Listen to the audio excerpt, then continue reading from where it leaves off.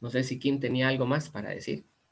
Sí, la sesión va a ser grabada por cualquier cosa, entonces después, si gustan, pueden escribir sus correos electrónicos en el chat para enviarles la información. Eso Perfecto. sería. Ok, bueno, iniciamos entonces. Bueno, entonces la charlita de hoy va a ser sobre lo que es prevención y detección del cáncer de mama. Bueno, está además que ya dijimos, hoy es el día en la lucha contra el cáncer de mama. Por eso hacemos esta charlita. Bien, para empezar, el cáncer de mama es una de las enfermedades más frecuentes en el mundo en las mujeres. Una de las enfermedades más frecuentes. Entre los médicos, aunque estadísticamente todavía tal vez no es tan demostrable en todas partes, sí existe la percepción entre los médicos de que cada vez su incidencia se está dando en edades más tempranas, ¿verdad? Antes se hablaba de que el cáncer de mama era una enfermedad de pacientes que siempre iba para arriba de los 50, 60 años, y ahora ya las pacientes son notablemente más jóvenes en muchos de los casos. Es mucho más que una enfermedad, es mucho más que la parte física, ¿verdad? Porque es una enfermedad que, como muchas, pues también va a llevar muchas veces afectación en la parte psicológica o en la parte del estado de ánimo. Obviamente es una enfermedad muy importante que puede tener repercusiones a nivel familiar o en la parte de la sexualidad de la pareja, ¿verdad? Todos esos son aspectos importantes. Vamos a hablar un poquitito sobre la estadística de esta enfermedad. Este es el cáncer más común en mujeres en todo el mundo. 23% de los cánceres en todo el mundo van a ser de cáncer de mama. Esto a nivel global, ¿ok? El cáncer de mama se da el doble de las veces que el cáncer de colon y el triple de las veces que el cáncer de pulmón. Es bastante grande la incidencia del cáncer de mama. La incidencia del cáncer de mama es bastante variable en todo el mundo. Eso depende de los continentes. Por ejemplo, en Asia hay países que mantienen alrededor de 18 o 20 casos de cáncer de mama por cada 100,000 habitantes. Eso es una tasa bastante baja. Nosotros en Latinoamérica, lo que es América del Sur, América Central, manejamos una tasa que va por 45 a 60 casos de cáncer de mama por cada 100,000 habitantes. Y una cosa muy curiosa es, parece ser que los países, mientras más dinero tienen y más desarrollados son, más incidencia de cáncer de mama tienen también. En Estados Unidos, por ejemplo, anda la incidencia alrededor de 100 casos por cada 100,000 habitantes, y en los países europeos hay países que andan entre 110, 120, 130 casos por cada 100,000 habitantes. En Costa Rica, se estima que una de cada 19 mujeres van a tener este padecimiento. Eso es una estadística bastante alta. Y de cada 100 casos de cáncer que se diagnostican, 29 van a ser cáncer de mama. ¿Ok? En nuestro país, entre el 2000 y el 2017, aumentó en un 24% el diagnóstico de esta enfermedad. Esto no es del todo malo. No quiere decir que del 2000 para arriba hay más cáncer de mama, sino que ha habido más medios para diagnosticar, ¿verdad? O que las pacientes han tenido más acceso a los medios de salud y por tanto se ha podido diagnosticar más. Además, en nuestro país el cáncer de mama eh, equivale al 14% de la mortalidad anual en las mujeres. Entonces es una estadística bastante importante, y por lo que esta charlita es fundamental. Aquí les puse que esto es un super dato, porque realmente es un super dato. Se estima que cualquier país que mantenga la sobrevida, el sobrevida entendido como que se diagnostique el cáncer de mama y a los 5 años, ¿cuántas pacientes, digamos, se mantienen con vida después de haberse diagnosticado el cáncer de mama? La sobrevida del cáncer de mama en Costa Rica es del 87%. Esto es buenísimo. Se estima a nivel del mundo que cualquier país que mantenga la sobrevida por encima del 85% es excelente para el manejo de cáncer de mama. En toda Latinoamérica, según el informe que se llama Hechos y Cifras Mundiales sobre el Cáncer que se publicó en el 2018 por la Asociación Americana contra el Cáncer. Ellos publican que Costa Rica tiene un 87% y que es el país que maneja una sobrevida más alta en toda Latinoamérica. En toda América, solamente Canadá y Estados Unidos se mantienen un poquito arriba de Costa Rica. Canadá con un 88% y Estados Unidos con un 90% a 5 años. Pero está bastante bien las estadísticas de nuestro país al respecto de este tema. Aspectos muy importantes en lo que es el cáncer de mama, que ahora vamos a ver algunos: los factores ambientales, los estilos de vida, la herencia. La herencia es importante, pero ahora vamos a ver, porque uno nota que siempre para los pacientes, las pacientes, le dan muchísima importancia a la herencia, que sí tiene mucha importancia, pero vamos a ver cómo hay otros factores también fundamentales, tal vez hasta mucho más que la herencia. Un dato muy, muy curioso y muy importante, de que se ha visto que los estilos de vida y los factores ambientales son fundamentales para que se pueda desarrollar el cáncer de mama más o menos.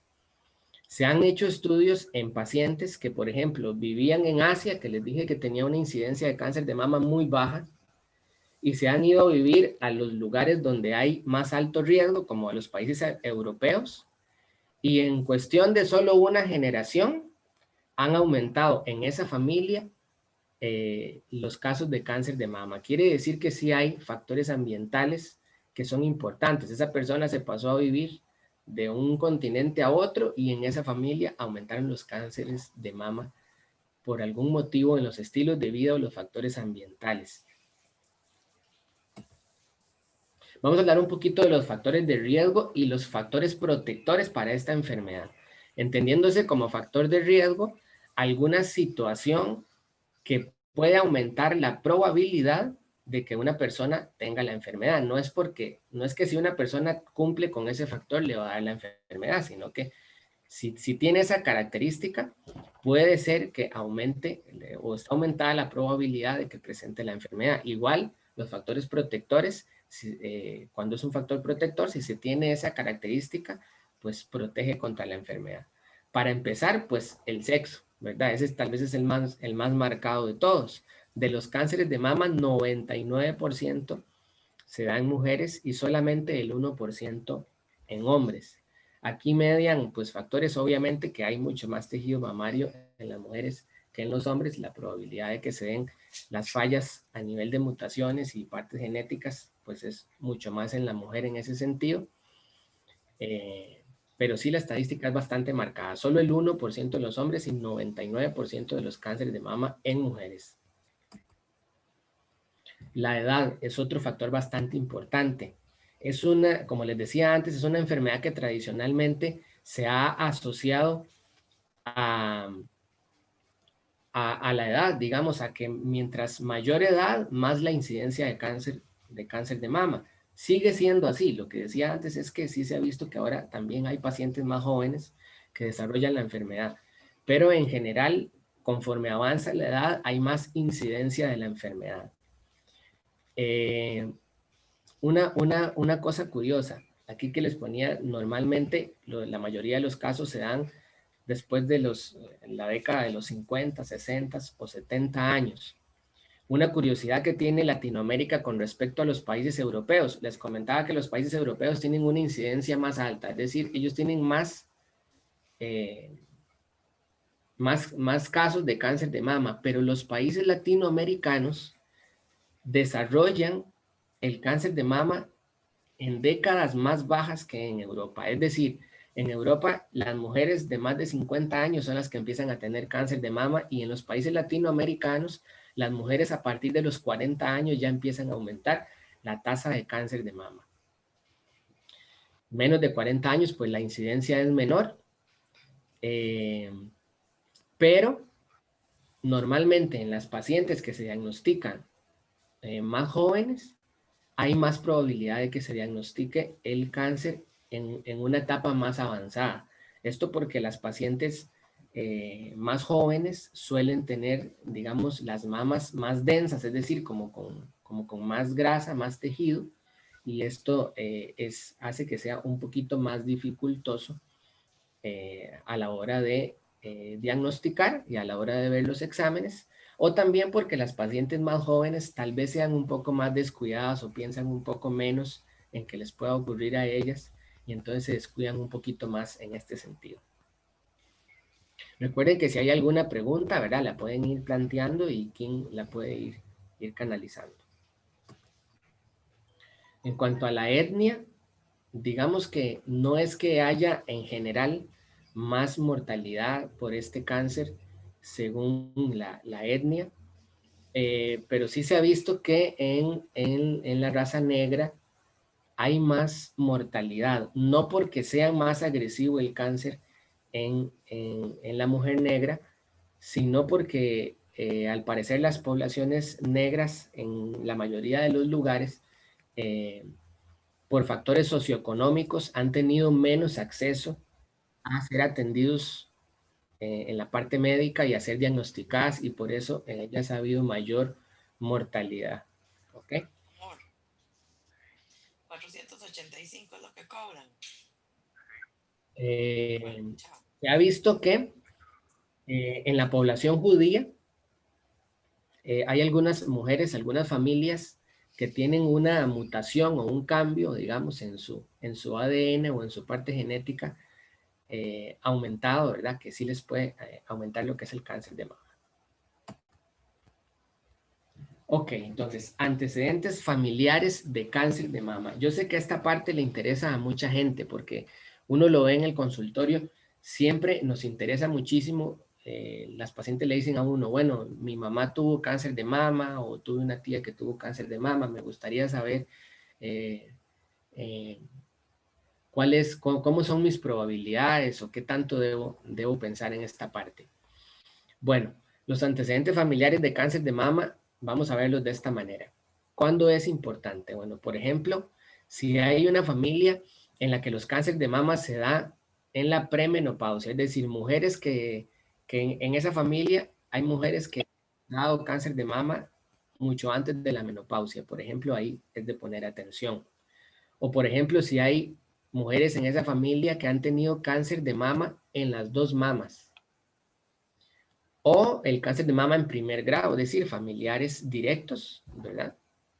Y obviamente, mientras más familiares, valga la redundancia, pertenecientes a una familia, hayan presentado el cáncer de mama, posiblemente más sea el riesgo para esa persona. Ahora, dentro de unas diapositivas, vamos a ver específicamente los criterios que se utilizan para saber qué tan importante es la genética en el cáncer de mama de una familia. Es un dato, un cuadro muy bonito, muy curioso que tenemos. Ahora, quiero hacer una diferencia. Una cosa es lo que llamamos cáncer de mama familiar y otra cosa, lo que sería el cáncer de mama hereditario. No es lo mismo. El cáncer de mama familiar nos referimos a que hay familias en las que varias mujeres o bastantes mujeres de esa familia presentan cáncer de mama sin que este cáncer sea heredado. Oigan qué curioso lo que les estoy diciendo. Hay familias en las que hay muchas mujeres que presentan este cáncer sin que haya mediación de que se herede el cáncer. ¿Cómo puede ser esto? Bueno, resulta que hay algunas familias en donde por los genes que traen o por su material genético, no es que se está heredando la enfermedad ni se está heredando una mutación, pero en sí, la genética de estas familias están más predispuestos a que en algún momento se desarrolle el cáncer, sin que sea heredado, ¿ok? Y el cáncer hereditario es aquel en que sí, en que, por ejemplo, una madre le hereda un cambio o una mutación en su material genético a su hija, por ejemplo, y esa mutación, ese cambio le aumenta la posibilidad a esa persona de que tenga el cáncer de mama, ¿verdad? Entonces, eso son una diferencia importante. Hereditario y familiar no es lo mismo. Vamos a aprovechar de una vez aquí para, en esta diapositiva que dice anatomía de mama, para que veamos ahí las partes de la mama.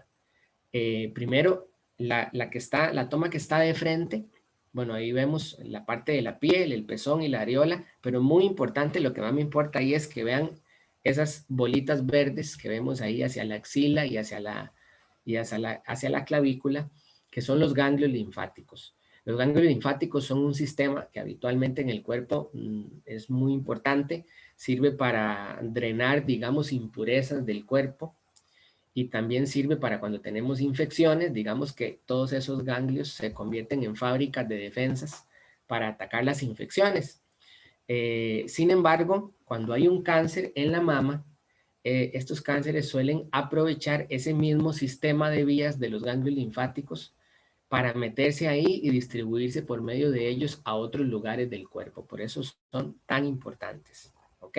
En la otra toma, la toma lateral, la que vemos ahí a la par, vemos entonces, bueno, que la mama está integrada por bastante grasa, lo que se llaman los lóbulos, que es donde se produce la leche, ¿verdad? Los conductos, que es donde la leche es drenada, ¿verdad? Hacia los tubitos que van a ir hacia el pezón cuando está embarazada la mujer, ¿ok? Y los lobulillos, los lobulillos, digamos que nos estamos refiriendo a cada partecita específica de los lóbulos grandes, ¿ok? Andrés, Sí. ahora que estamos en esta diapositiva, Rodrigo nos pregunta, digamos, que los hombres tienen menos posibilidad o probabilidad de ese tipo de cáncer, pero influye en algo lo genético, por ejemplo, si la madre tuvo cáncer de mama, existe mayor riesgo. Sí, digamos, los hombres tienen menos posibilidad, pero la genética siempre es importante, tanto en mujeres como en hombres. Sin embargo, dentro de un par de diapositivas, vamos a ver cuáles, como le digo, los criterios en los que uno se fija en la familia de uno para ver qué tan importante es la herencia, y también vamos a ver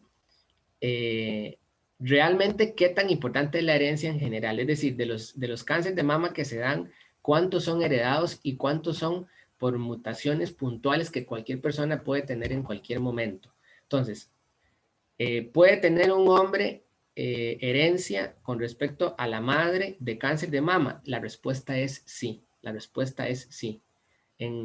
Siempre en el hombre más baja la posibilidad que en la mujer de que se dé el cáncer, aunque tuviesen la misma herencia, pero la respuesta es que sí, y creo que ahorita en una diapositiva le va a quedar un poquito más claro la respuesta a Rodrigo. Ok, gracias. Ok.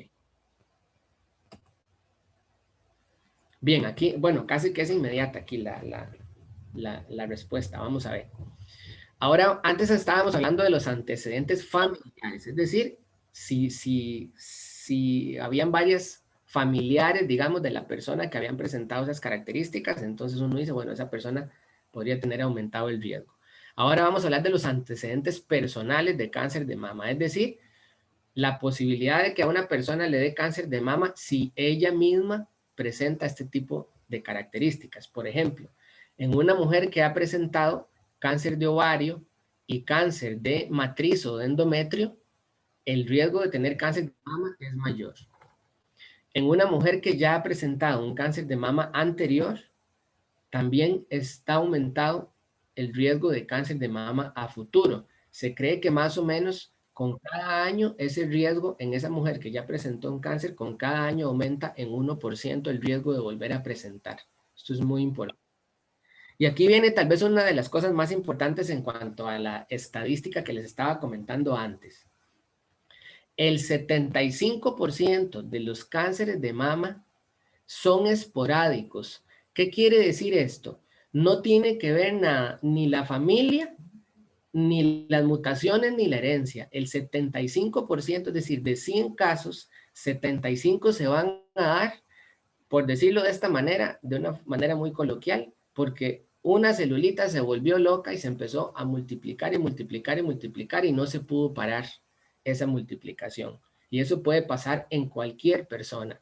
75% de los casos.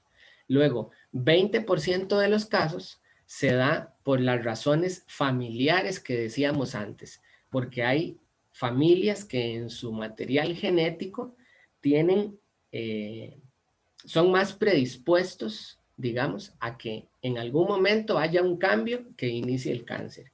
Y vean qué importante abajo, porque como les decía, siempre le damos la importancia como que este fuera la mayor cantidad de los casos, tal vez, pero resulta que es la menor cantidad de los casos. Solamente entre el 5 al 10% de los cánceres de mama son porque se heredan, porque se hereda la mutación, ¿verdad? Mutación se refiere a que tenemos un pedacito de material genético que va dañado, que se heredó dañado, digamos, de la madre a la hija, por ejemplo.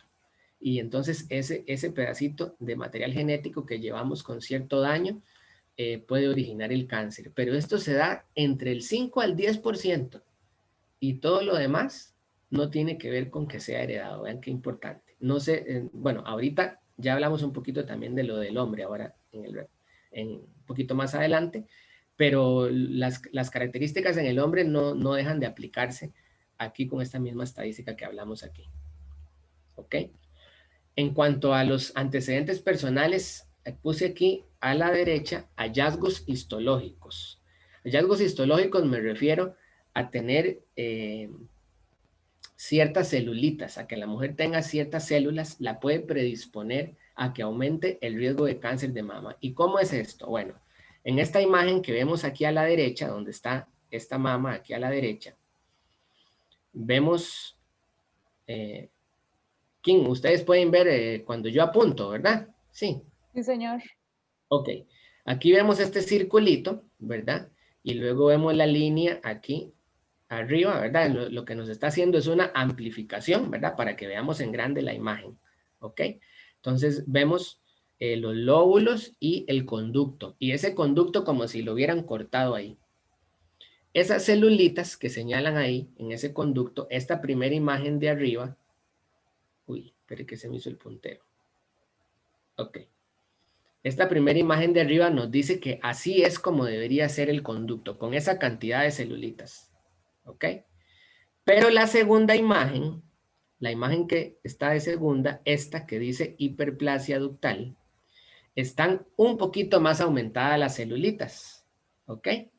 Resulta que si hay mujeres que tienen ese poquito más de celulitas ahí en los conductos, eso no es un cáncer, pero sí se ha visto que cuando estas celulitas están aumentadas ahí, esa mujer puede tener hasta 4 veces más posibilidad de tener cáncer que una mujer que tenga las celulitas de forma normal. ¿Ok? Entonces hay algunos hallazgos benignos que pueden estar ahí en el pecho que pueden predisponer a tener el cáncer en un futuro. Esta imagen de aquí, donde vemos a las muchachas de celeste y la de rojo, es para ejemplificar cuántos casos se dan, ya sea esporádicos o familiares, versus cuántos se dan heredados, que es lo que les decía antes. La de rojo es la que heredó la mutación o el daño para el cáncer de mama, digamos, de la mamá. Pero todas las demás tuvieron cáncer de mama por otros motivos o porque una celulita simplemente un día empezó a aumentar más de la cuenta. Ok, ahora, de ese 5 a 10% heredado que dijimos, ¿verdad? Entonces aquí está el cuadrito que yo les decía. O sea, hay un cuadrito que se ha hecho para ver, si usted quiere ver en su familia si es tan importante la herencia, entonces uno puede ver, por ejemplo, este cuadrito, vea. Si en una familia hay 3 o más casos de cáncer de mama o de ovario en familiares de primer grado, entonces ahí yo puedo decir, mira, sí, tengo 3 familiares de primer grado, ¿verdad? O sea, es decir, la mamá, la tía y la hermana. Entonces sí, mira, en mi familia es importante la herencia, ¿verdad? De la mutación de ciertos material genético que puede hacer que yo tenga más cáncer de mama. O por ejemplo, 2 casos de cáncer de mama, pero que se hayan dado menores a los 50 años. Yo diría en Latinoamérica tal vez menores a los 40 años, ¿ok? Por ejemplo, ¿verdad? O un cáncer de mama y un cáncer de ovario en 2 personas diferentes que 50 años, por ejemplo. Vea qué interesante, ya casi llegando al final, donde dice un caso en la familia. Es muy importante, por ejemplo, que haya herencia en la familia con que haya un solo caso en que una persona menor a 30 años haya tenido cáncer de mama, por ejemplo. O una persona menor a 40 años que tuvo cáncer en las dos mamas, por ejemplo.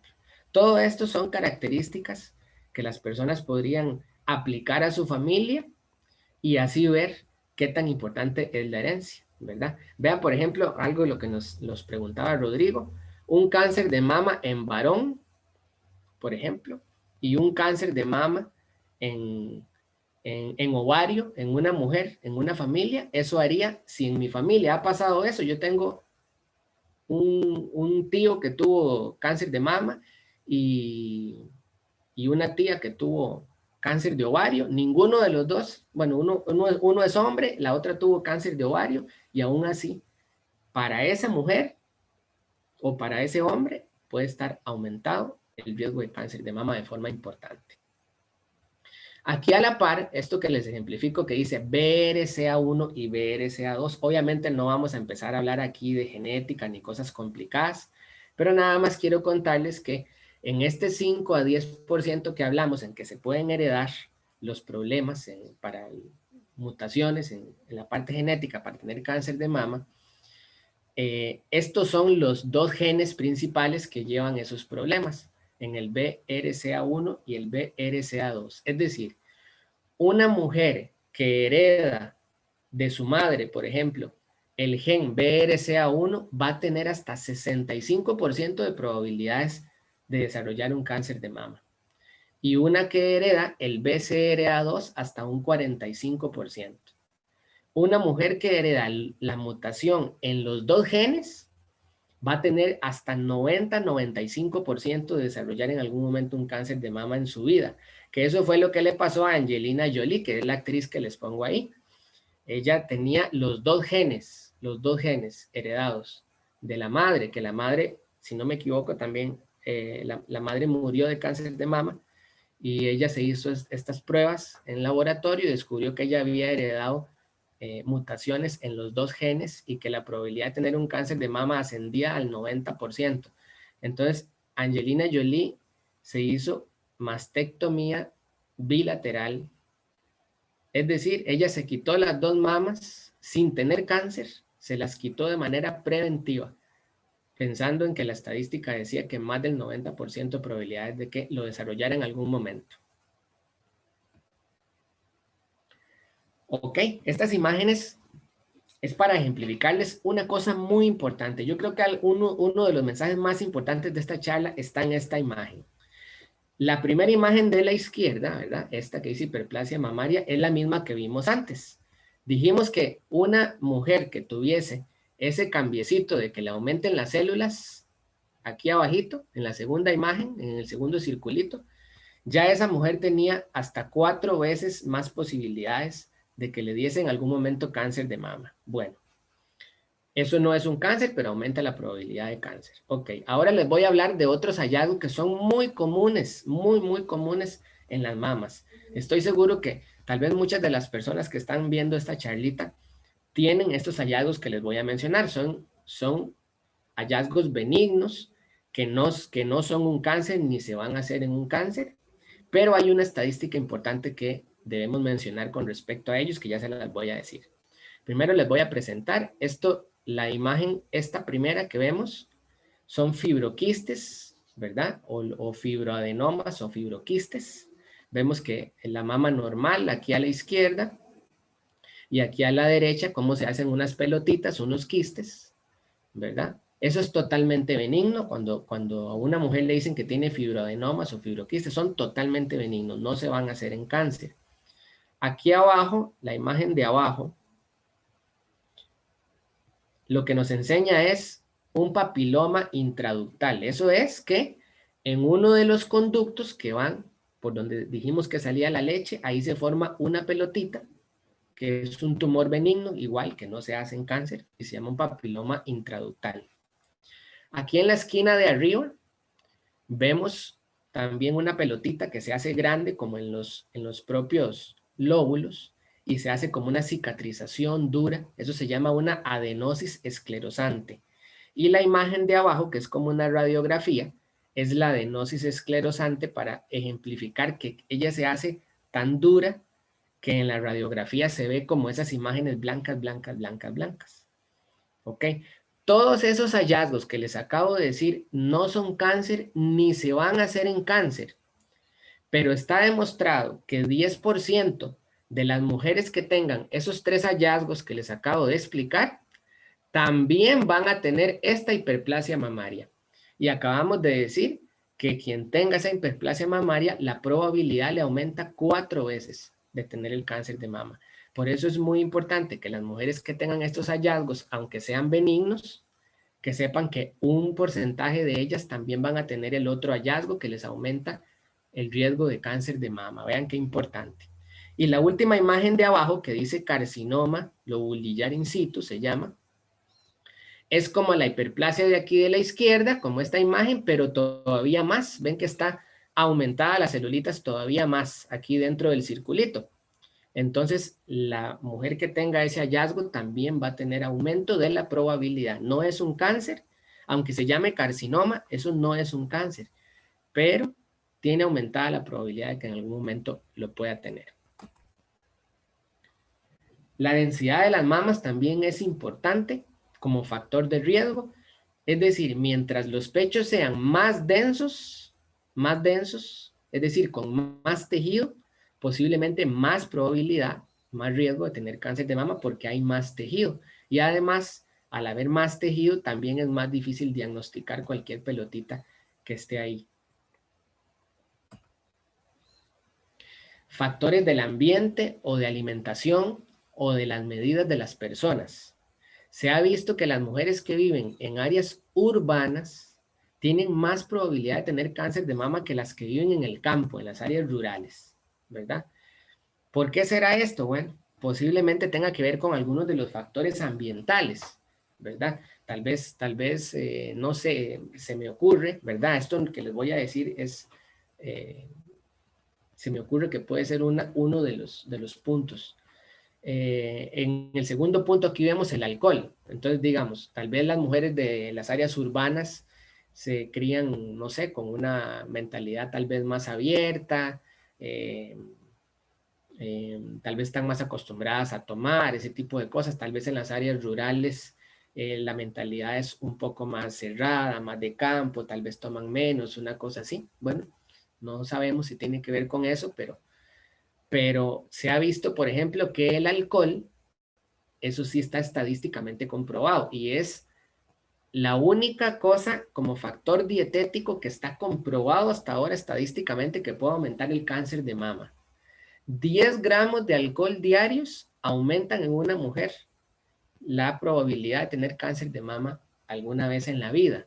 ¿Cuánto es 10 gramos? Más o menos el equivalente a una bebida diaria, como tomarse una cerveza o un vaso de vino o un licor de cualquier tipo, un trago al día. Es decir, pero eso sí, un trago al día todos los días, ¿verdad? No es que por tomarse una cerveza ocasional ya aumenta el riesgo de cáncer de mama, pero en una mujer que lo haga todos los días, sí le puede aumentar el riesgo. Y si la cantidad de bebidas es aún más, es decir, más de una al día, por cada bebida extra al día, es decir, de la segunda en adelante, el riesgo relativo puede aumentar hasta en un 7% de tener cáncer de mama. Esa es una estadística bastante interesante. Las grasas no ha sido demostrado. Algunos estudios han querido demostrar que el comer con mucha grasa o con grasas animales saturadas puede aumentar el riesgo de cáncer de mama, pero esto no ha sido demostrado. Solamente el alcohol ha sido demostrado como factor dietético en este momento. ¿Ok? Y también hay algunos estudios que sugieren que mujeres que ya tuvieron la menopausia, que tienen sobrepeso u obesidad, de ahí para arriba, esto les da más estrógenos que vengan del tejido de la grasita y que esto puede aumentar la estadística de cáncer de mama.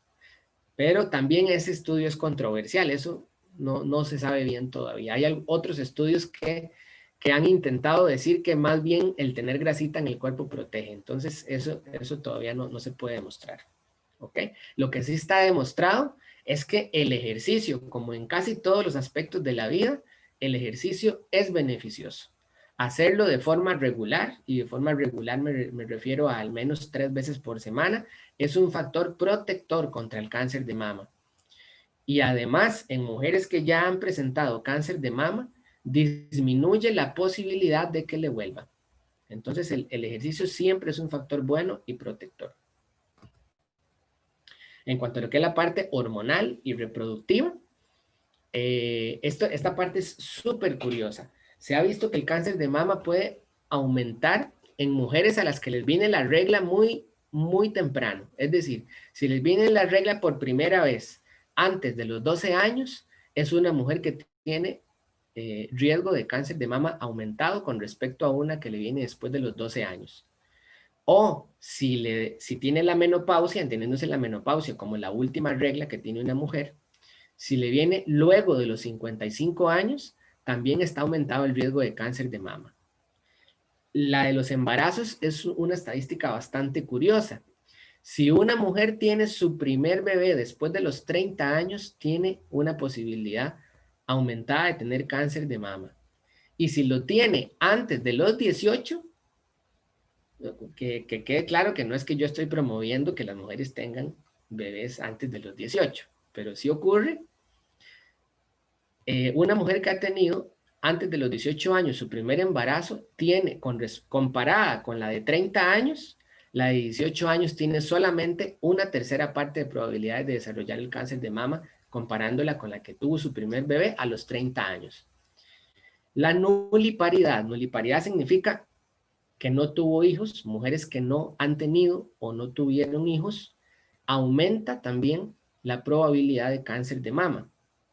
Y por otro lado, todo lo contrario, la multiparidad, es decir, tener bastantes hijos, va disminuyendo poco a poco la probabilidad de que se dé el cáncer de mama. Por ejemplo, con cada embarazo que llega a término, la probabilidad de cáncer de mama en una mujer va bajando el 25%.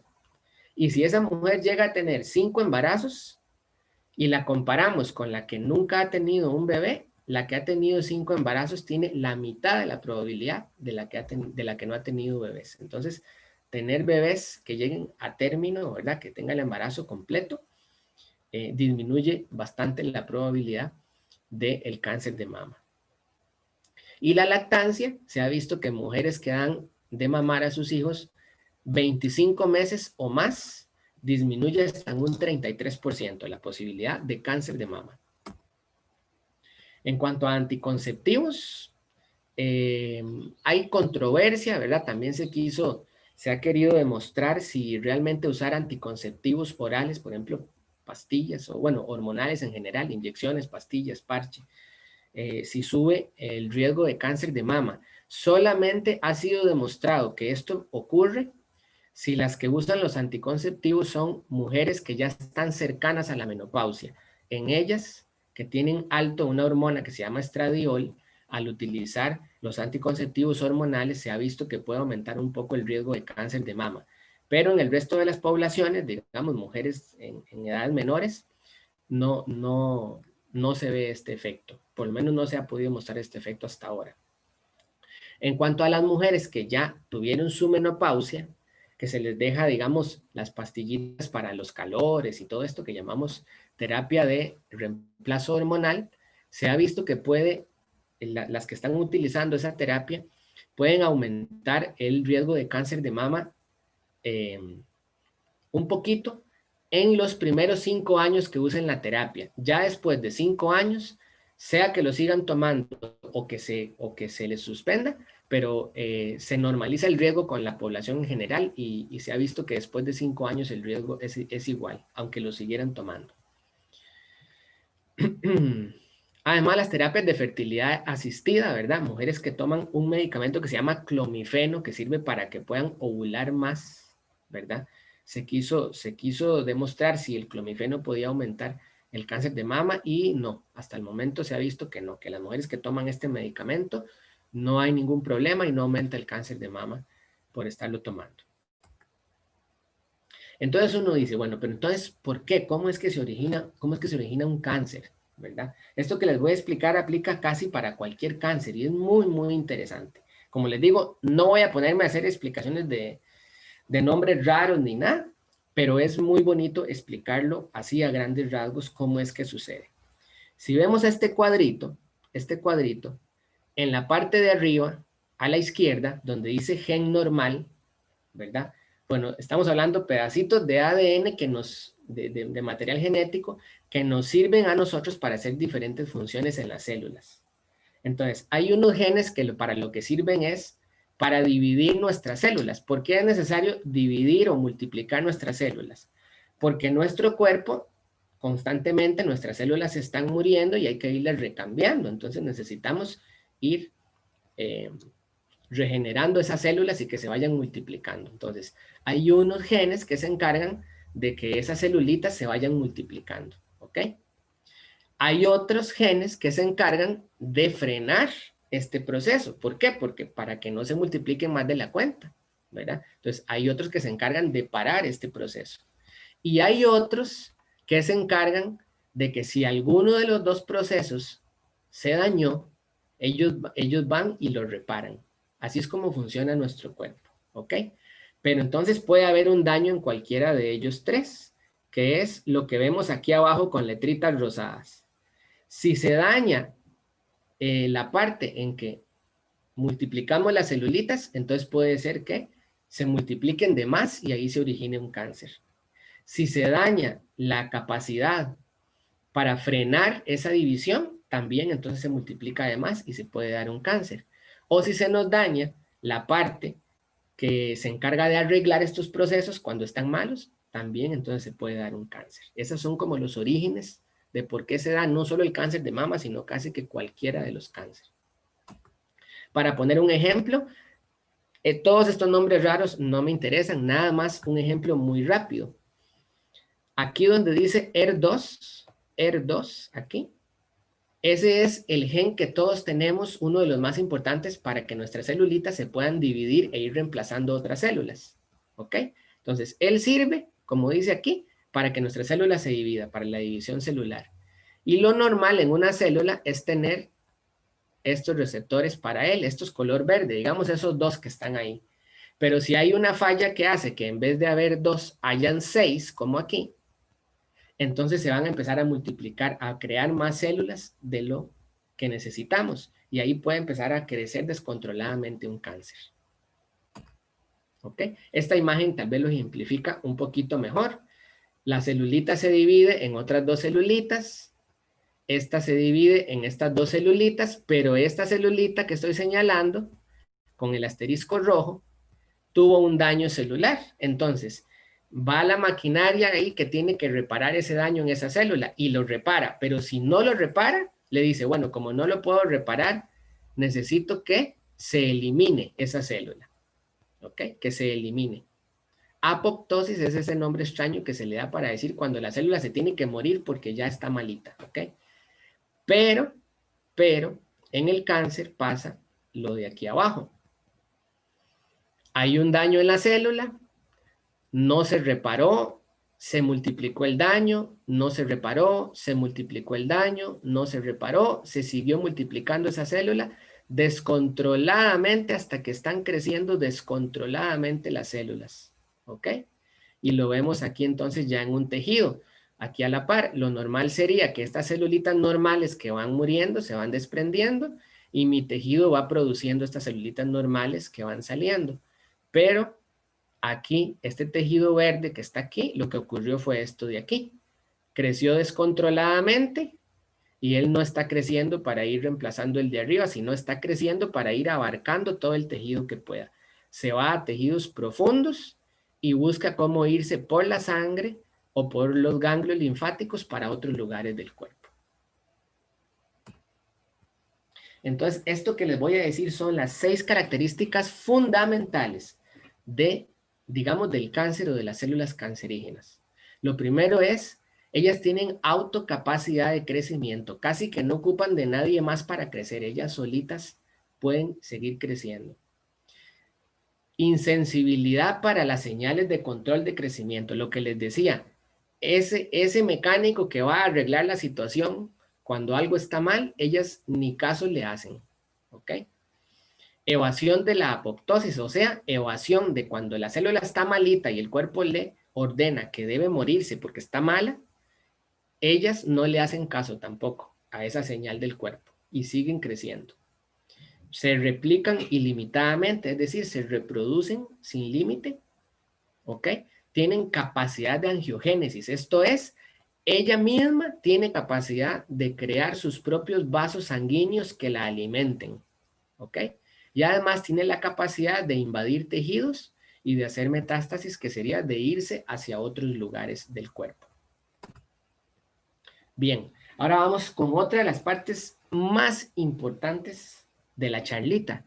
¿Cuáles son los signos y los síntomas que se deben buscar o que nos dicen que puede existir un cáncer de mama? Una cosa muy importante, no porque exista uno o varios de estos síntomas es porque hay un cáncer de mama.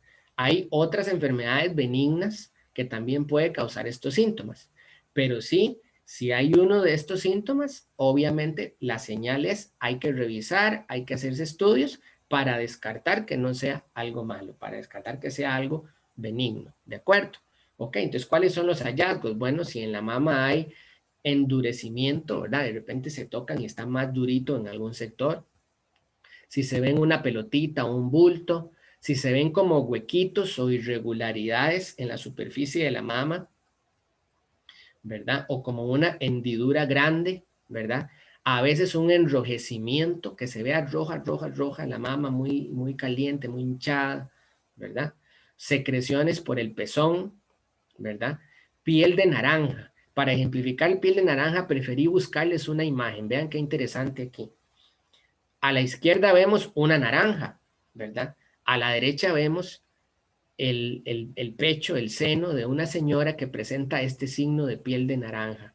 Se pone la piel realmente como una naranja, con esos puntitos, cambia de coloración, vean que se pone como un color amarillento, se pone como muy, muy apretadita, muy turgente. Esto es porque la grasa que está bajo la mama, si hay un tumor que la está comprimiendo, la está empujando hacia afuera, entonces la grasita se pega mucho a la piel y casi se ve al trasluz la grasita amarillenta, y entonces la mama cambia de color y se hace como amarillenta, anaranjada, y se le ven todos esos puntitos. Además el pezón está como con un poquito de retracción, como hundidito. Entonces eso es lo que llamamos piel de naranja. Bueno, retracción del pezón, que lo vemos ahí también como uno de los signos, lo vemos aquí en esta imagen de la derecha. Aquí la señora tiene, digamos, el pezón normal, y cuando hay retracción del pezón, él está como dobladito hacia abajo, o incluso a veces se hace como un huequito y se invierte y se mete totalmente hacia adentro el pezón. ¿Ok? También si hay crecimiento más de lo habitual de venas ahí alrededor del pezón, en el pecho, erosiones, es decir, que se hagan como úlceras en la mama. Si hay cambio de forma, es decir, el pecho es de una forma normalmente, pero ustedes lo ven como que tiene una forma diferente, o de repente se ven y los pechos hoy no están de frente, sino que hay uno de frente y otro que está así como hacia medio lado, ¿verdad? Es de poner atención. Y obviamente cualquier masa, ¿verdad? Cualquier masa, pelota que se ve ahí, son todos signos y síntomas que se den que son los signos de alarma, digamos, para el estudiar. Recuerden que si hay alguna duda o algo que no vayan comprendiendo o que no les explico bien, le canalizan ahí en el chat la pregunta para que Kimberly me la pueda hacer. Claro, hay varias preguntas, pero creo que las voy a dejar para el final. Ok, perfecto. Ahora vamos con una parte importantísima. ¿Cómo se hace el examen de mama? Esto es importantísimo.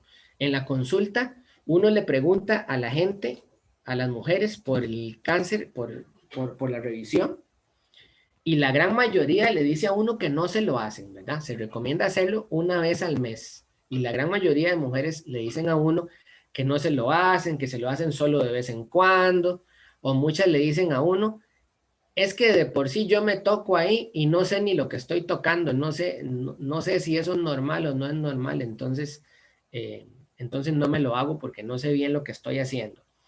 Una cosa muy importante de que se hagan el examen todos los meses, precisamente es eso. Si usted conoce sus mamas, como se tocan siempre, el día que haya un hallazgo diferente, usted se va a dar cuenta. Pero si nunca se las toca, entonces posiblemente le va a costar más darse cuenta. ¿Ok? Entonces vamos a ver aquí cómo se hace el examen. Lo primero es, el examen debe realizarse que no esté cercana a la menstruación. Ojalá que sea, digamos, entre los 7, 10 días posteriores a la menstruación. Porque cuando se acerca la menstruación, si ya le va a venir o está con la menstruación, los pechos se hacen muy fibrosos, se pueden tocar muchas pelotitas y entonces se puede confundir o dar una mala interpretación. Es importante entonces que sea 7 a 10 días posterior a la regla. Lo primero va a ser el examen visual. Es decir, la mujer se debe poner frente al espejo, debe poner sus manos, así como está la muchacha del dibujo, sus manos en su cadera, en su cintura, ¿verdad? Y chequear las mamas. ¿Qué va a chequear? Bueno, que sean las que usted conoce de toda la vida, ¿verdad? Que es normal que un pecho esté más arriba que el otro, es normal que una mama sea más grande que la otra, pero por ejemplo, si se chequea y se ve alguno de todos los hallazgos que vimos en la diapositiva anterior, obviamente es muy importante, ¿verdad? Se debe ver con las manos en la cintura, ¿verdad? Y luego también chequearse poniéndose las manos arriba, así, por detrás de la cabeza. Hacerse el examen visual en las dos posiciones, porque la mama cambia de posición y es más fácil ver unas y otras lesiones según la posición que tengan los brazos, ¿ok? Luego de eso, lo que sigue es tocar la mama. ¿Cómo se toca? Se toca como este cuadrito que está aquí a la par, el de la derecha. Hay varias maneras de hacerlo. A mí, el que más me gusta para hacer el examen es este del centro, ¿ok? Haciendo círculos, la mujer debe empezar a tocarse haciendo círculos en la mama de afuera hacia adentro y con las agujas del reloj, ¿ok? Se debe tocar durito, digamos, fuerte, que sea a la hora de presionarse, a presionarse fuertecito, pues no que se vaya a hacer daño, pero sí que sea capaz de encontrar cualquier pelotita que esté ahí más o menos profundita y cada vez ir cerrando el círculo en espiral hasta llegar al pezón. Cuando llega al pezón, entonces aprieta el pezón para ver si sale alguna secreción. Luego, levantando el brazo, debe chequearse la axila, porque es importante buscar si los ganglios que veíamos en la diapositiva de antes están inflamados, si se tocan alguna pelota por aquí, en la axila. Y yo también les recomiendo que al revisarse en la axila, también se revisen aquí hacia la clavícula, porque vimos que habían ganglios tanto por aquí como por aquí. Entonces es importante buscar pelotitas si hay aquí o aquí. De manera que la revisión no implica solamente la mama, también implica la axila y también parte aquí de la clavícula. Y lo ideal sería que pudiesen hacer lo mismo de pie y luego hacerlo acostadas, la misma revisión. Ok, entonces para la detección del cáncer de mama, el examen, el gold standard o el examen principal es la mamografía, ¿verdad? Tiene una sensibilidad del 80 al 95%. ¿Qué quiere decir sensibilidad del 80 al 95%? Que de 100 cánceres que se encuentren con una mamografía, efectivamente de 80 a 95 de esos 100, efectivamente esas pacientes sí van a tener el cáncer. ¿Ok? Y tiene una especificidad del 95%. ¿Qué quiere decir esto? Que de 100 personas, 100 pacientes que se diagnostiquen sanas, que no tienen cáncer, de esas 100, 95 efectivamente no lo tenían. Eso es lo que quiere decir esta prueba. ¿Ok?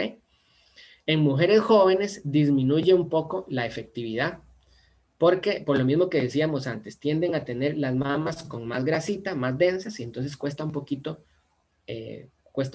ver. Entonces normalmente se complementa con el ultrasonido. ¿Ok? Para la revisión, cribado quiere decir como exámenes de rutina que se mandan en mujeres para poder detectar, aunque no tengan síntomas en ese momento. Entonces, aquí se recomienda a partir de los 40 años, de ser posible cada año, ¿verdad? Y si no, al menos cada 2 años. Ahora hay tanto mamografías convencionales, normales, como esta imagen que vemos aquí a la derecha. Esta primera es una mamografía, digamos, con un mamógrafo de los normales, de los más viejitos. Y ahora hay otros mucho más modernos que dan una imagen mucho más nítida, mucho más clara, que son digitales. Bien.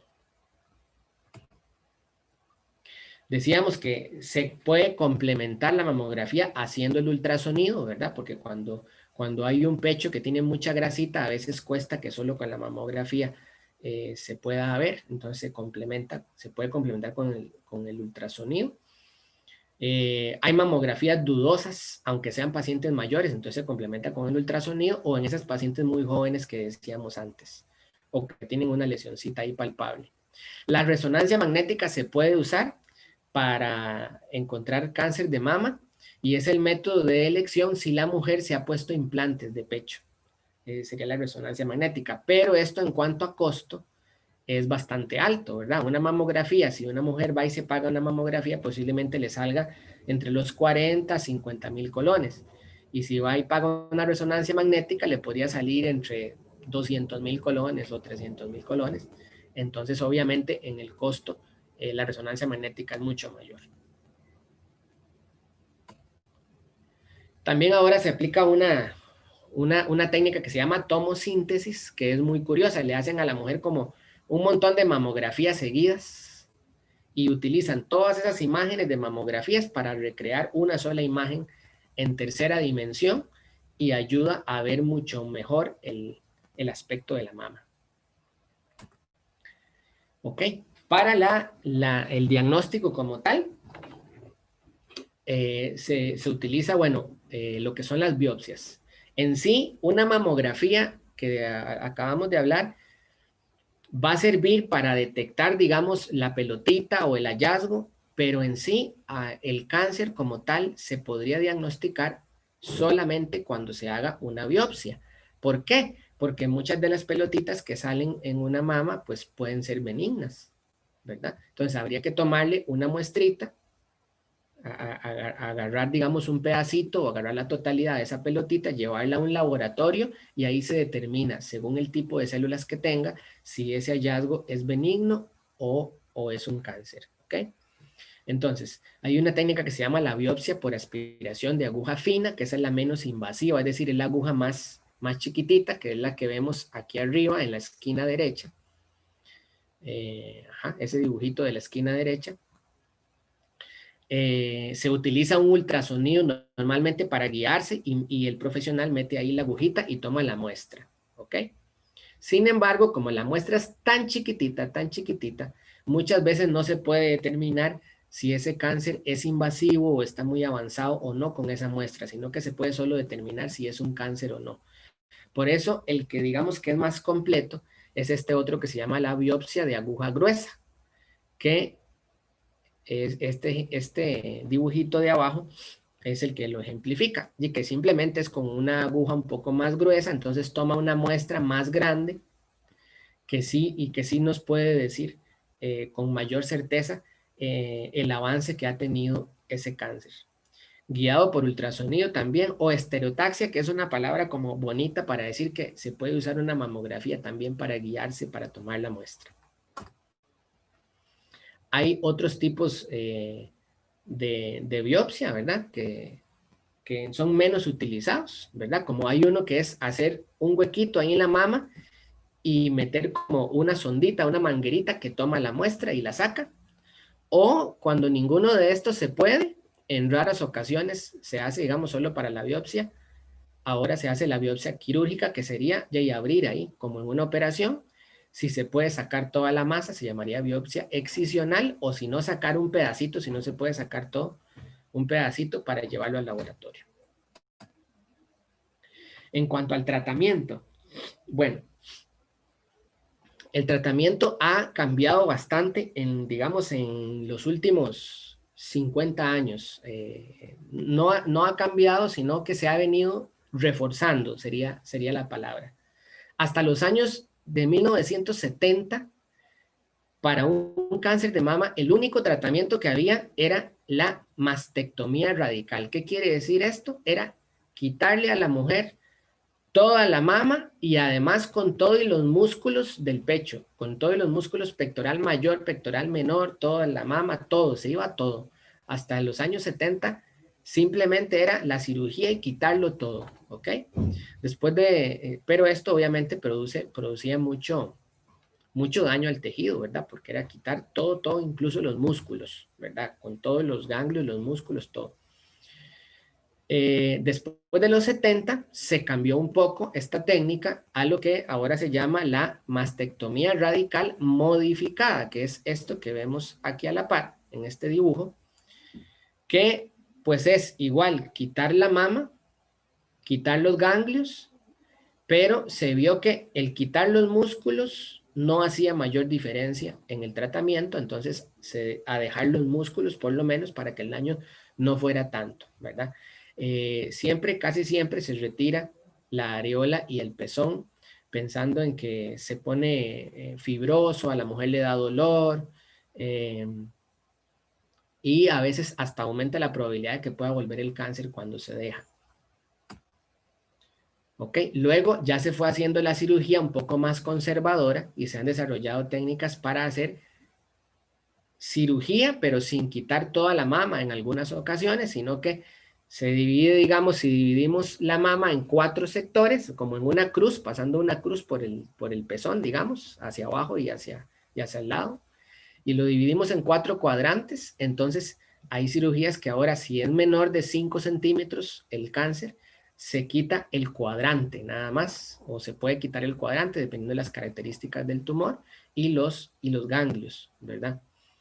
O incluso si se logra demostrar que definitivamente los ganglios están intactos y no ha llegado las células malillas a los ganglios, en algunas ocasiones se reseca como aquí a la par, solamente el tumor con un poquito de tejido a la par sin quitar todo el cuadrante.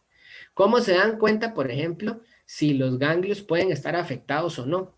Hay una prueba muy interesante que se llama la biopsia de ganglio centinela y es que se le inyecta una sustancia a la mujer que identifica esa sustancia si el ganglio que está más cercano a ese tumor ya le ha llegado las células malignas. Si ese ganglio que está más cercano ya le llegaron las células malignas, entonces retiran todos los ganglios.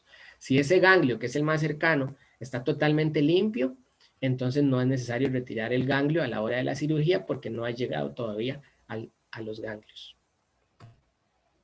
Esto es para ejemplificar, por ejemplo, vean qué curioso lo que es la cirugía reconstructiva, ¿verdad? Se puede hacer la reconstrucción de la mama luego de que se retira y diferentes lugares de donde se toman los tejidos para reconstruir la mama. Por ejemplo, vea, se puede tomar del abdomen, siempre toman una parte de grasita, piel, grasita, e incluso un pedazo del músculo del abdomen, por ejemplo, en esta primera, y con los vasos sanguíneos, y con eso modelan y hacen la nueva mama, o con una parte del muslo, como aquí arriba, o incluso con una parte de alguna musculatura de la espalda. Luego se ha venido complementando en los últimos 50 años con los tratamientos de quimioterapia y radioterapia, ¿verdad? Entonces ahora, por ejemplo, normalmente se hace la cirugía y después de ahí se empieza a aplicar dosis de quimioterapia y si es necesario también radioterapia. La quimioterapia, esto no vamos a detallar mucho en esos nombres raros, pero hay diferentes tipos de quimioterapia que intentan combatir los diferentes tipos de tumor a nivel de la mama, porque algunos responden a los estrógenos, entonces le mandan un medicamento contra los estrógenos. O algunos responden a una mutación específica de este gen que se llama ER2, que está aquí abajo. Ese no es heredado, ese en cualquier momento a cualquiera de todos nos podría pasar que ese gen origine que una celulita se vuelva loquilla por ahí y empiece a multiplicarse. Y resulta que han entonces creado, como en el cáncer de mama es tan frecuente que pase eso, han creado este medicamento que se llama trastuzumab, que es específico para que vaya y ataque ese problema. ¿Ok? La quimioterapia adyuvante es la que se le llama cuando se le hace la cirugía a la mujer y posterior a la cirugía se aplica quimioterapia para cerciorarnos de, digamos, eliminar celulillas que pudieran haber quedado por ahí del cáncer. Y la neoadyuvante es lo contrario, cuando hay un cáncer que tal vez es muy grande y no se puede operar todavía, entonces se le deja una quimioterapia que le reduzca el tamaño para poderlo operar, ¿ok? Produce efectos adversos, ¿verdad? Como vemos aquí a la derecha, mielosupresión quiere decir que se bajan las defensas y entonces esa paciente que está llevando quimioterapia está más propensa a poder adquirir infecciones. La misma quimioterapia puede provocar fiebre, náuseas y vómitos. Mucositis, que es inflamación en las mucosas y generalmente se da en las mucosas del aparato digestivo, empezando en la boca y de ahí para adentro, ¿verdad? Y la alopecia, ¿verdad? Que todos conocemos, que la quimioterapia puede, llevar a que la paciente pierda el cabello, ¿verdad? Hay algunas quimioterapias que hacen que se pierda el cabello como en pequeños grupos y otra quimioterapia que hace que se pierda todo el cabello, incluyendo las pestañas, las cejas y todo.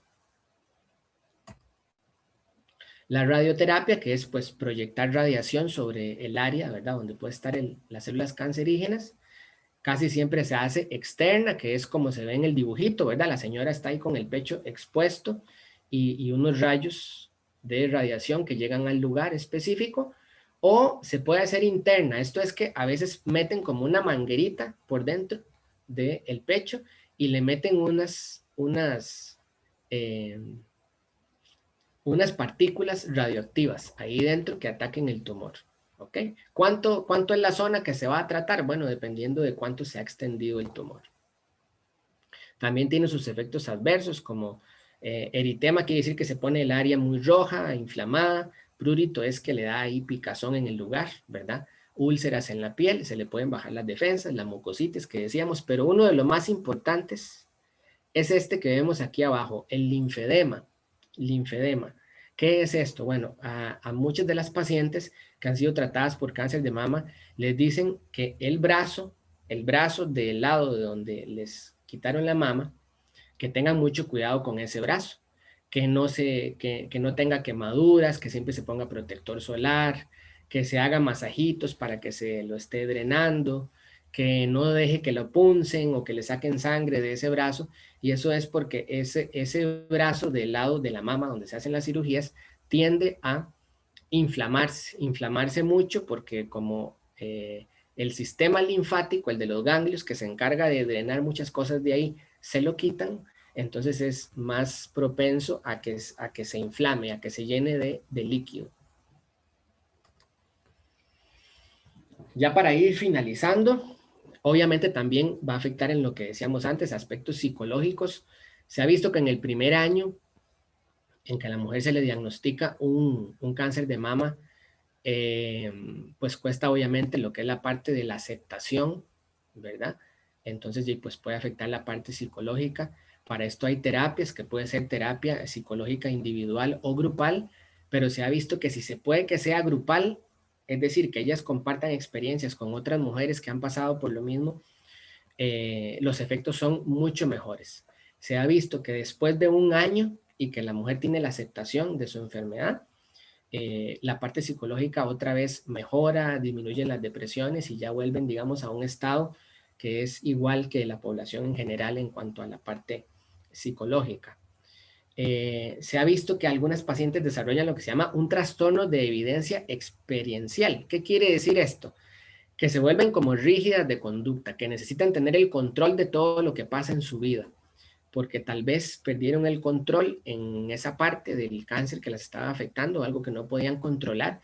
Entonces, en el resto de aspectos en su vida, se vuelven como bastante, que quieren llevar el control bastante, ¿ok? Y la cirugía reconstructiva ha venido, digamos, a ayudar bastante también a las pacientes en la parte psicológica, ¿ok? En cuanto a la sexualidad, pues obviamente también va a depender mucho de cómo se encuentre la mujer en su parte emocional, la propia enfermedad, ¿verdad? Que según donde sea el cáncer, la irradiación o que la parte de los estrógenos en ella misma le afecten, pues puede tener dispareunia, que es dolor con las relaciones sexuales, ¿verdad? O que los mismos tratamientos la hagan sentir muy débil y todo, pues obviamente todo esto va a afectar el deseo en la persona, pero no hay que olvidar que independientemente del deseo físico, todos necesitamos algo que nunca se quita, todos necesitamos, tenemos la necesidad de proximidad, de contacto, de sentirnos apoyados y de sentirnos amados por los que tenemos alrededor. En cuanto a lo que es el cáncer en el embarazo, se quiso relacionar durante algún tiempo si el que las hormonas del embarazo estuvieran elevadas no podía, digamos, elevar el riesgo de cáncer de mama en la embarazada, pero resulta que no. O sea, durante el embarazo no se eleva el riesgo de cáncer de mama. Sin embargo, hay algunas pacientes, ¿verdad?, que sí desarrollan cáncer de mama, ya sea durante el embarazo o en el primer año posterior a que nace el bebé. Y pues es controversial porque tal vez no se les puede dar toda la terapia completa o de la forma más debida, porque obviamente las madres siempre van a querer proteger a sus hijos, ¿verdad?, de, por ejemplo, la quimioterapia o de un montón de medicamentos que podrían hacerle daño al bebé. Para cerrar, bueno, ya una parte muy pequeñita, lo que es el cáncer de mama en el hombre, decíamos solamente el 1%, y cuando se da en los hombres suele ser posterior a los 60 años, ¿ok? Recuerdan que antes les dije que si una persona heredaba este gen del BRCA1, una mujer tenía 65% de probabilidades de tener un cáncer de mama alguna vez en su vida. Si lo hereda un hombre, la misma mutación en el mismo gen, solamente tiene 1% de probabilidades de desarrollarlo. Entonces, por eso es que en el hombre se da bastante más bajo, igual en la parte hereditaria. ¿Okay? Los factores de riesgo en un hombre, bueno, tener la edad avanzada, más de 60, como dijimos, tener historia familiar importante, como el cuadrito que leímos antes, o los hombres a los que cuando están niños no les descendieron los testículos y tuvieron que operarlos para bajárselos, o si hay alguna disfunción en los testículos, o si por algún motivo hubo que quitárselos, o la obesidad. Todos estos son factores de riesgo que aumentan un poco en los hombres la probabilidad del cáncer de mama. Y eso sería todo por ahora. Entonces, si hay alguna preguntita por ahí, contestamos unas preguntitas. Y luego yo quisiera decirles que tenemos por ahí una invitada. Una invitada que nos va a dar unas palabritas y que me gustaría mucho que ella lo hiciera y que la escuchemos todos para cerrar esta actividad del día de hoy. Ok, Andrés, si quiere entonces pasamos por las preguntas. Muchas gracias más bien por la información. Yo siento que sí quedó bastante claro, pero y aquí hay unas preguntitas Claro, por acá. claro. Vamos a ver. Respecto a los síntomas, dice, ¿un pólipo se puede convertir con el tiempo en algo más peligroso? Un pólipo. Un pólipo, ajá. Ok, bueno, digamos, siempre el que se convierta en algo más peligroso depende del tipo de células que tenga. Ahí vimos unas diapositivas en donde veíamos diferentes hallazgos que podía haber en la mama, como los fibroquistes, como los papilomas, ¿verdad? Entonces, estos pólipos también normalmente suelen ser benignos, ¿ok? Entonces, recuerden, suelen ser benignos y pueden no hacerse en cáncer, pero igual hay que estarlos vigilando porque dijimos, un porcentaje de las pacientes que también tengan estos hallazgos benignos, también tienen algunos cambios que aumentan la posibilidad de que en algún momento puedan tener el cáncer. Entonces, el hecho de que el hallazgo sea benigno no implica que en algún momento esa mujer no pueda desarrollar un cáncer. No necesariamente por esa lesión, o sea, no por ese quiste o por ese pólipo, por otro motivo. Vean que vimos que 75% de los casos simplemente aparecen sin tener ninguna otra cosa asociada. Sí, aquí hay una que dice que qué produce los quistes y los fibroadenomas, que si es necesario removerlos de los senos. Creo que eso contesta como lo mismo, ¿verdad? Sí, digamos, no necesariamente, digamos, los quistes como tal, un quiste, por definición, es una bolsita que normalmente está rellena de líquido, ¿ok? Y los fibroadenomas, como dice su nombre, es como tejido fibroso, ¿ok? Los dos son normalmente benignos y normalmente no hay que removerlos, pero sí pueden ser un poquito dolorosos, ¿verdad? Muchísimas mujeres tienen estos dos hallazgos y como les digo, no se hacen malignos, pero hay que estar atentos a no tener otra cosa asociada y entonces siempre hay que seguir haciéndose los exámenes pertinentes. Ajá. Ok, aquí hay una pregunta. Dice, ¿ese signo de que se invierta el pezón puede ocurrir por otras razones y únicamente es si hay alguna señal? Y bueno, es que, bueno, la persona me dice que ella se toca, no siente nada y que el pecho es bastante sensible y que con el otro no le pasa y que hace 2 meses tuvo ganglios inflamados en ese lado de la axila de ese pecho, digamos. Ok, y no le dice cuánta edad tiene, ¿no? No, pero es joven.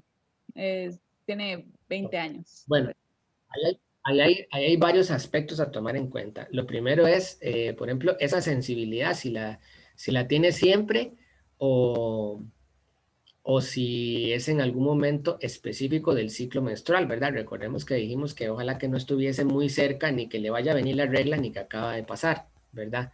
Si se toca la axila y hay ganglios inflamados, ¿verdad? Y es una paciente bastante joven y tiene esa molestia en el pecho, yo lo que le recomendaría es que por lo menos se hiciese un ultrasonido, ¿verdad? Para ver si puede haber por ahí alguna masa o algo. Recordemos que el examen manual de mama es importantísimo, pero no todo lo que haya en una mama lo podemos encontrar tocándolo, ¿verdad? Hay hallazgos que se pueden localizar, no tocarse y necesitar exámenes para localizarse. Entonces, si la molestia sí es sostenida, si se inflaman esos ganglios, si le duele la mama y no está relacionada con la menstruación, entonces lo que debe hacer es que la revise un profesional y hacerse los exámenes pertinentes. Ok, respecto al cáncer y la lactancia, tenemos 2 preguntas. Dice, ¿el no poder amamantar a su bebé genera un riesgo de contraer cáncer? Y por acá hay otro. eh, Vamos a ver dónde estaba. ¿Es recomendable hacerse ultrasonidos mientras está dando de mamar? Ok.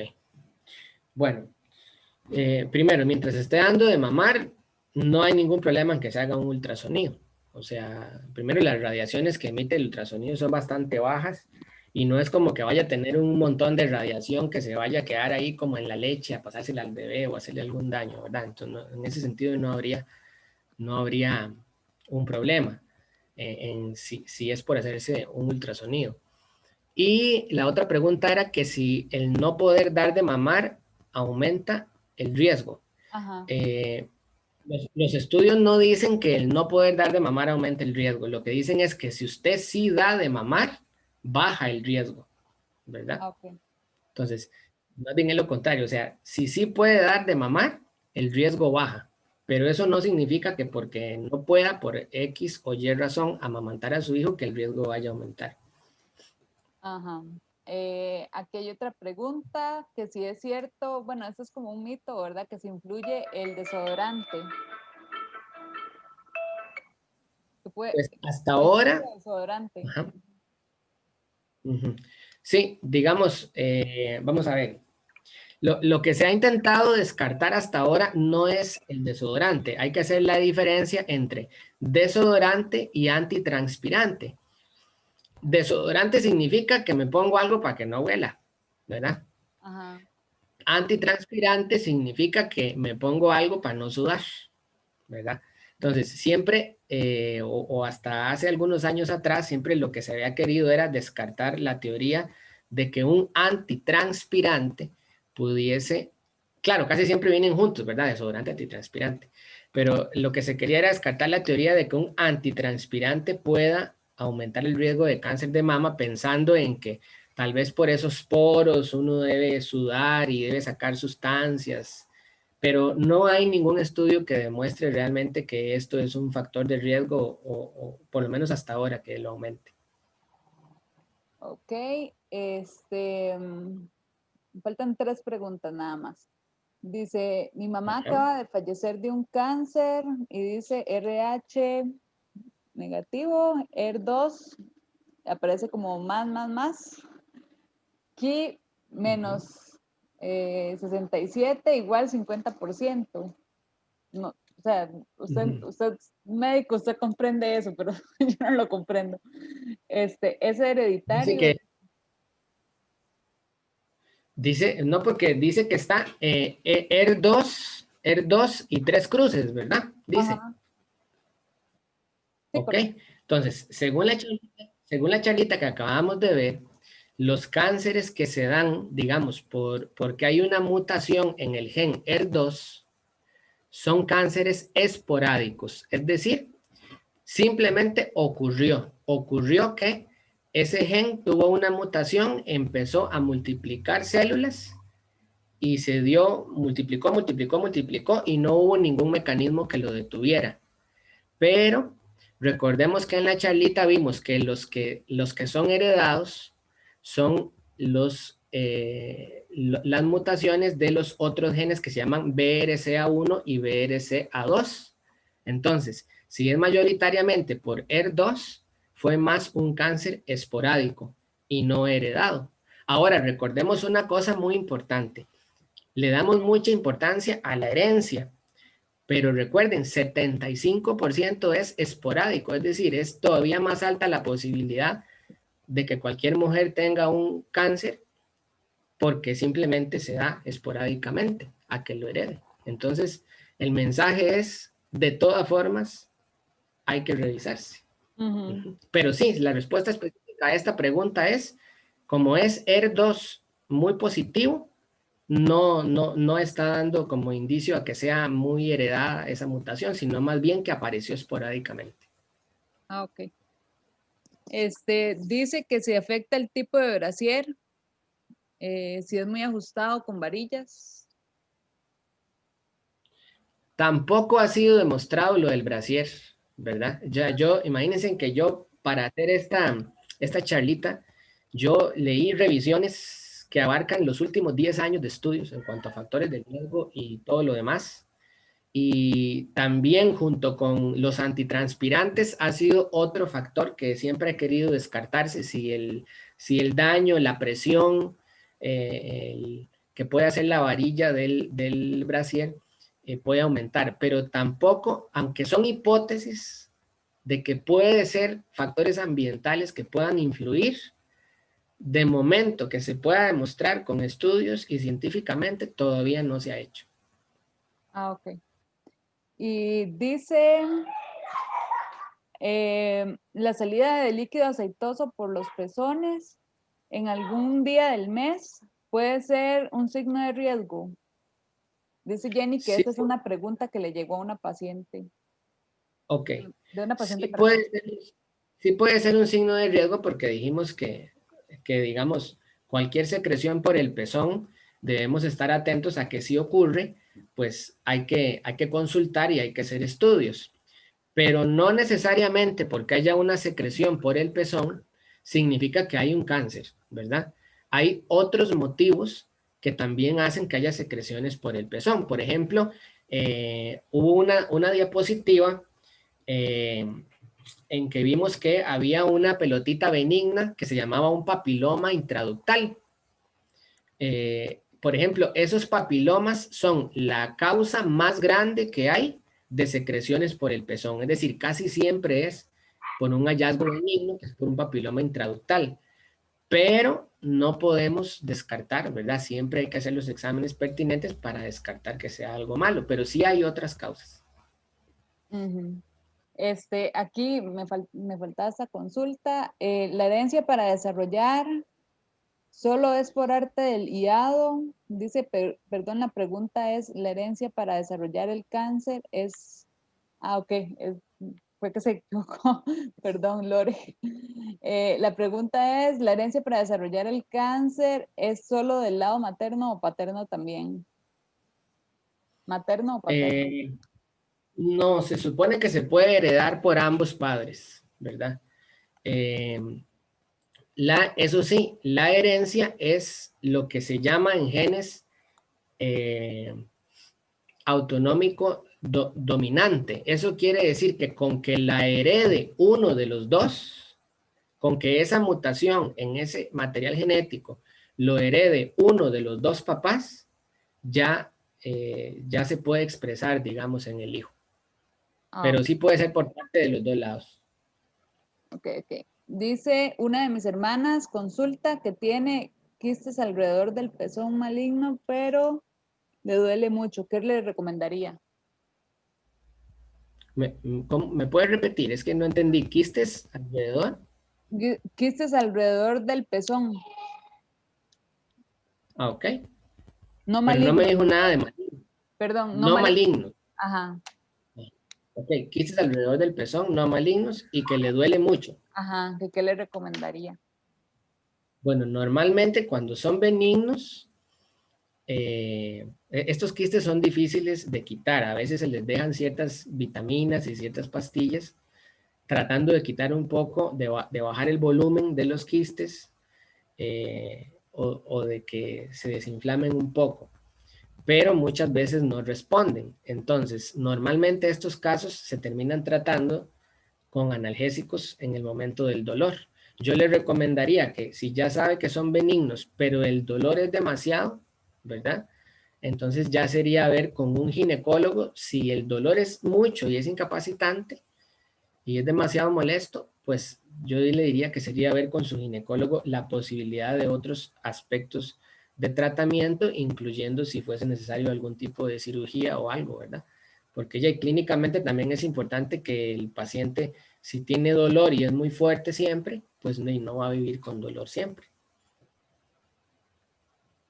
Pues sí, nos quedó creo que claro. Ahorita no hay consultas en el chat, entonces no sé si quiere hacerle la entrevista a su invitada. Ok, ok.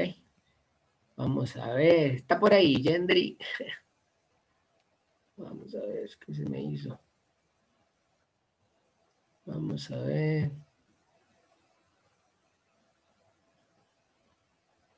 Gendry no está en la lista No de la, contactos. no la veo. A la pucha, yo creo que no se metió. Vamos a ver. Déjenme ver un momentito.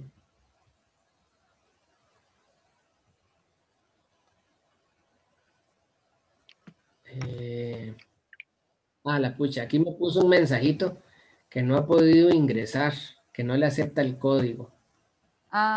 Si quiere ya se lo comparto para que usted se lo comparta a ella. Un momentito. Ok.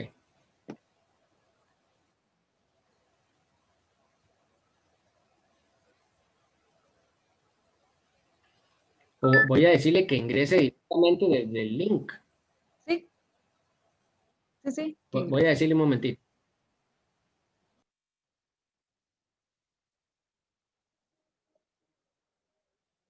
Sí, porque creo que ella sí se inscribió, entonces el link lo debe tener en el correo también.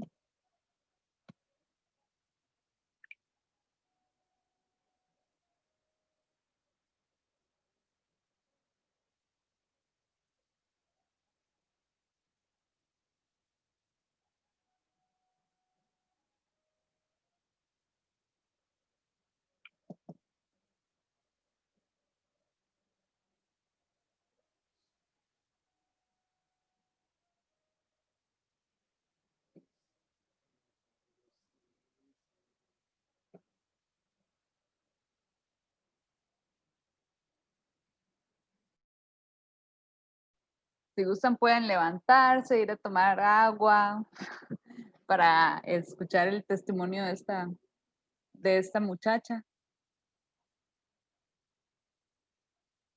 mientras se logra conectar.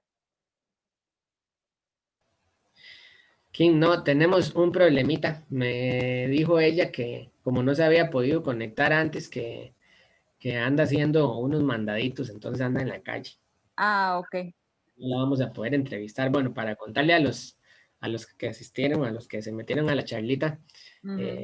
le planeamos tener una conversación con una paciente, con una amiga que está en este momento afrontando el cáncer de mama. Ella está llevando la quimioterapia, ya fue operada 2 veces y está llevando la quimioterapia. Pero ella tuvo un problemita ahí para accesar a la charlita, entonces lamentablemente no pudimos tenerla. Entonces, si alguien más tiene alguna consultita, alguna pregunta, con mucho gusto. ¿Algún comentario que quiera O, abrir el o algún, micrófono? o algún comentario, claro. Si no es pregunta, que sea comentario, claro que sí.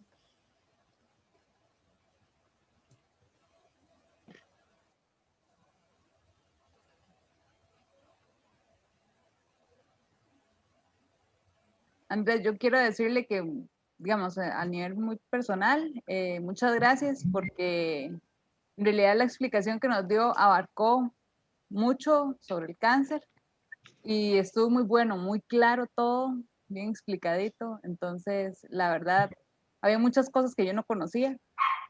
Entonces, quiero agradecerle de manera personal. Muchas gracias. Ahí yo les pido disculpas si en algún momento, no sé, utilicé algún término difícil de comprender o si no lo expliqué bien, si puse alguna imagen que tal vez en algún momento fuera compleja o tuviera palabrillas raras. La intención mía era, de esta charlita era abarcar los puntos más importantes de este tema y tratar de explicar a veces cosas que son complicadas, tratar de explicarlo con palabras sencillas, ¿verdad? Claro. Ujú. Esa es mi finalidad. Jenny va a hablar. Gracias. No, yo por supuesto quería robarle un momentito nada más para agradecer también, por supuesto, para agradecer el tiempo y el cariño con el que hizo toda esa presentación de la A a la Z. Yo he estado y compartiendo información y con, ¿verdad? Desde algunos espacios y lo que siempre nos llama la atención es cómo hay desconocimiento, ¿verdad? Cómo día a día, mira, llevamos años con este tema y casi que nos pasa como con el dengue, ¿verdad? La gente lo escucha todos los años y como que no interioriza, pero bueno, es parte de quizá de ese tiempo que no nos damos las mujeres y por eso yo creo que insisto mucho y le agradezco mucho también a Andrés que mencionara el tema emocional y este proceso de buscar acompañamiento, no solo cuando tenemos ya un diagnóstico negativo, un diagnóstico más bien positivo por cáncer, sino que bueno, si ahorita tenemos esas dudas y en ese momento no sabemos qué hacer, como dice el doctor, las mujeres dicen, es que yo toco y no sé qué tocar, es que no toco nada, y es una cosa como que mejor no quiero saber, ¿verdad? Y yo invito de veras a las mujeres a que nos empecemos a conocer, o sea, el que podamos identificar un cambio, lo identificamos solo cuando sabemos cómo es lo que es normal. Si no, pues cómo nos damos cuenta que algo cambió. Entonces, sé y he escuchado gente que ha mencionado, no, lo que hay que hacer es ultrasonido, mamografía, el examen de mama no funciona.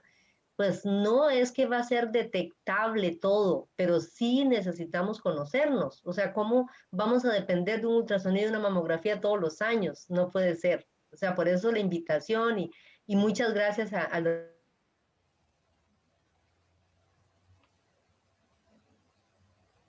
Ahí se- ¿verdad? En cosas. Así que muchísimas gracias por el tiempo, por el cariño. Gracias por todo. Y igual les cuento, algunas personas no pudieron sumarse, me pidieron compartir la grabación si se grababa en Zoom. sí, Entonces ustedes me autorizan, si les parece, pasar la copia. Ujú. claro, Jenny. Muchas gracias por su comentario. Y yo creo que sí, yo creo que la enseñanza de esta charla es que hay que ir a tocarse, ¿verdad? Y hay que detectar a tiempo lo que puede ser detectable. Por ahí Entonces, anda un eslogan que dice, tócate antes de que te toque. ajá, tocarse de salud ya en este momento. Muy bien. No sé entonces si hay algún otro comentario, algo más. Vamos por finalizada la charla. Sí, bueno, en el chat dice que muchas gracias por la charla, muy claro, todo, un tema muy importante. Dice Carmen que hay una fundación que ayuda, Fundeso, que le ayuda mucho a mi hermana en el proceso también. Entonces también vemos que hay fundaciones que pueden ayudarnos. Y no sé, yo creo que sería todo por el día de hoy. Entonces, muchas gracias, Andrés, de verdad, por su tiempo y a todos ustedes por acompañarnos en esta charla el día de hoy. Muchísimas gracias a todos entonces por acompañarnos a la charlita. Bueno, que pasen buen día y buen inicio de semana también. Feliz día a todos. Ok. Chao, Hasta gracias. luego. Gracias. Hasta luego. Pero chicos.